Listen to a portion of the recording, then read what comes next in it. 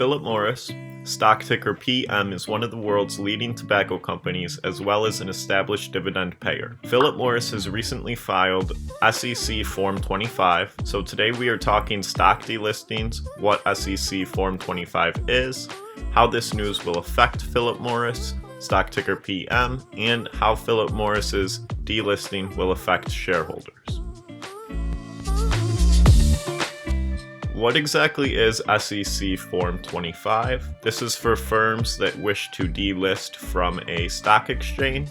Essentially, there's two different options which they can file for. They can either go private, which occurs when a company liquidates its shares and delists from the exchange, or they can go dark, which is when a company moves off of the current major exchange they are traded on and onto the over-the-counter or OTC market, also referred to as pink slips.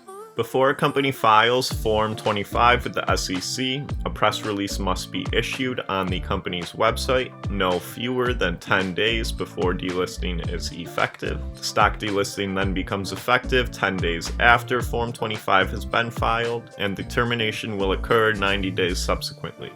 Here is the notification of removal from listing and or registration under Section 12B of the Securities Exchange Act of 1934. This is Form 25, and you can see right in the middle here the issuer is Philip Morris International Incorporated. And you can see at the bottom here there are these 1.875% notes due in 2021. And here is the headline and press release from Philip Morris International Incorporated's website, and they announce that they are voluntarily delisting from Euronext Paris. Philip Morris International, stock ticker PM on the New York Stock Exchange and stock ticker PM on the Euronext Paris Exchange, announced today that following a comprehensive review of trading volumes, costs, and administrative requirements related to its listing on Euronext, that Philip Morris has decided to request a voluntary delisting of its shares from the Euronext Paris exchange. I really want you to focus on this last sentence here. The delisting procedure will allow the Philip Morris shares listed on Euronext Paris to be traded on the New York Stock Exchange, which is Philip Morris International's primary listing exchange. Although Philip Morris is delisting from the Euronext Paris exchange, this should not affect most investors, especially investors from the United States, as they will still be trading on the New York Stock Exchange. The only way that this delisting will affect you is if your broker currently offers Philip Morris shares traded on the Euronext Paris exchange rather than the New York Stock Exchange. You can find out this information by going into your broker, looking up stock ticker PM, which is Philip Morris, and it should say somewhere on there which exchange they are currently trading on, respective to which broker you have. Now we're going to discuss what happens to the Philip Morris stock and shares when they are actually delisted. Delisted stocks are removed from the exchanges that they are traded on, and instead they're traded over the counter, or OTC.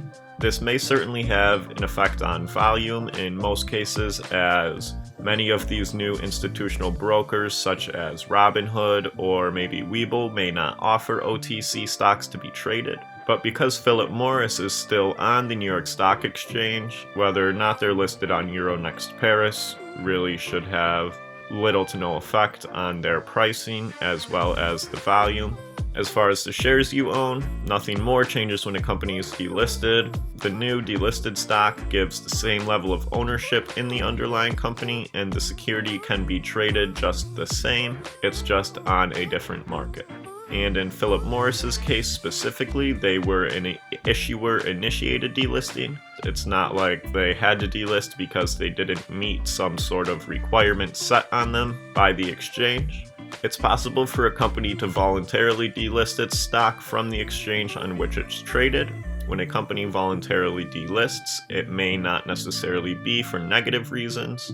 this may occur when a company goes private, etc., etc. Now, luckily for us, Philip Morris is not going private. They're still being publicly traded on the New York Stock Exchange, and I don't see this as some sort of power play move to go private in the future. I really just think that the Euronext exchange wasn't doing any wonders for them, and it was causing them more trouble than it's worth, so they just wanted to focus solely on the NYSE.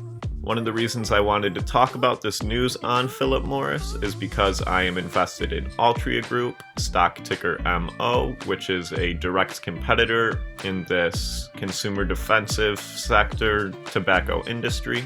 I encourage you to check out my stock analysis on Altria Group, as I believe they will outperform Philip Morris in the future. I will throw it up on the screen as well as in the description.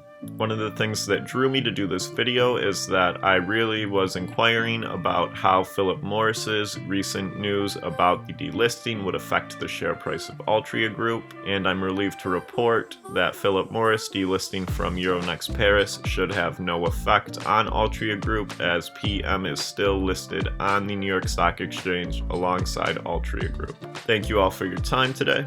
I hope this video helped clear up some of the misconceptions around Philip Morris's recent news about stock delistings. If you learned something new, please subscribe to the channel, slam the like button, and leave me a comment down below letting me know any questions you have, as I understand that this is a bit of a confusing discussion.